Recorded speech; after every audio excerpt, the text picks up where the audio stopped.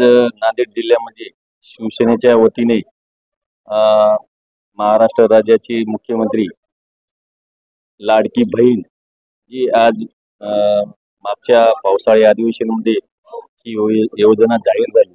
तशीच युवकाला सुद्धा युवक पिढीला जे बेरोजगार आहे त्याला सुद्धा शासनाने सरकारने मदत केलेली आहे।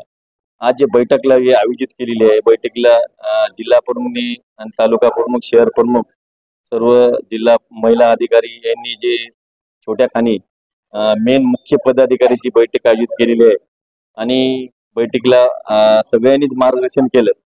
तसंच मार्गदर्शन कसं म्हणजे या योजनेचं रूप काय आहे आणि त्या हिशोबानं सगळ्यांनी सांगितलं याला काय काय मदत लागते आणि लोकांपर्यंत ही योजना पोहोचली पाहिजेत या हेतूने आज मार्गदर्शन झालेलं आहे।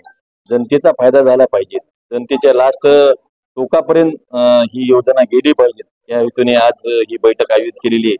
तसेच नांदेड जिल्ह्यामध्ये शिवसेनेच्या वतीने मतदारसंघ वाईज अशा बैठका आयोजित केल्या जातील आणि आमच्या पक्षाकडून आणि सगळं योजना जनतेपर्यंत सामान्य जनतेपर्यंत पोहोचल्या पाहिजेत।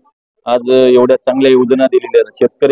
शेतकऱ्यासाठी सुद्धा आज वीज मोफत जी आहे ती सरकारने दिलेली आहे।